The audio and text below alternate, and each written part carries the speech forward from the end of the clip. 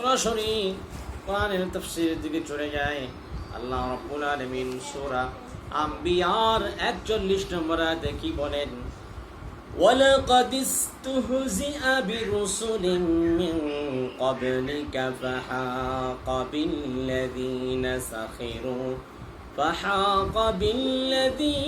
سَخِرُوا مِنْهُم مَّا كَانُوا بِهِ يَسْتَهْزِئُونَ।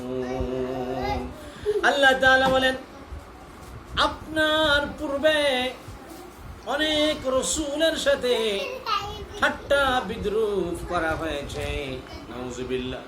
অতঃপর যে বিষয়ে তারা ঠাট্টা বিদ্রুপ করত তা উল্টা ঠাট্টাকারীদের উপরে আপতিত হয়েছে।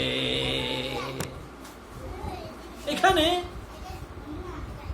আল্লাহ তাআলা নবীকে বলছেন, নবী, আপনার পূর্বেও আপনার আগেও আমি অনেক রাসূলের সাথে তারা ঠাট্টা বিদ্রুপ করেছে, নাউযুবিল্লাহ। আল্লাহ তাআলা কোরআনুল কারীমে অন্যত্র বলেন, কুল মা কুনতু বিদআম মিনার রাসূল, হে নবী, আপনি কোন নতুন রাসূল নয়, আপনার পূর্বেও অনেক রাসূল এসেছে। ঠিক কি না? আমার আপনার নবী কি নতুন রাসূল? আমার আপনার নবীর আগে অনেক রাসূল এসেছে। আদম আলাইহিস সালাম থেকে ঈসা আলাইহিস সালাম পর্যন্ত। ঈসা আলাইহিস সালাম শেষ নবী হলো আখেরি জামানার নবী মুহাম্মদুর রাসূলুল্লাহ সাল্লাল্লাহু আলাইহি ওয়াসাল্লামের আগ পর্যন্ত যত নবী রাসূল এসেছে সবাই আল্লাহর পক্ষ থেকে পাঠানো, আল্লাহর পক্ষ থেকে।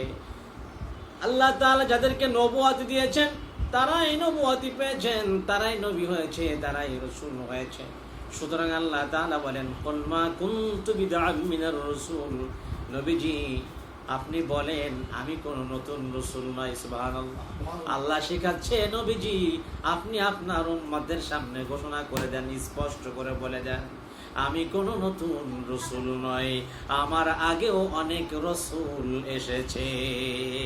সুবহানাল্লাহ। আর আপনি এই কথাও জানিয়ে দিন, কুল ইয়া আইয়ুহান নাস, হে নবী আপনি বলে দেন, হে মানুষেরা, ইন্নী রাসূলুল্লাহ, নিশ্চয় আমি আল্লাহ তাআলার পক্ষ থেকে রাসূলুল্লাহ ইলাইকুম জামিআ, আমি আল্লাহ রাব্বুল আলামিনের পক্ষ থেকে নিশ্চয় রাসূল হয়ে এসেছি। সুবহানাল্লাহ। নবুয়ত সাইয়া পাওয়া যায় না, নবুয়ত আসে কার পক্ষ থেকে? আল্লাহ তাআলার পক্ষ থেকে।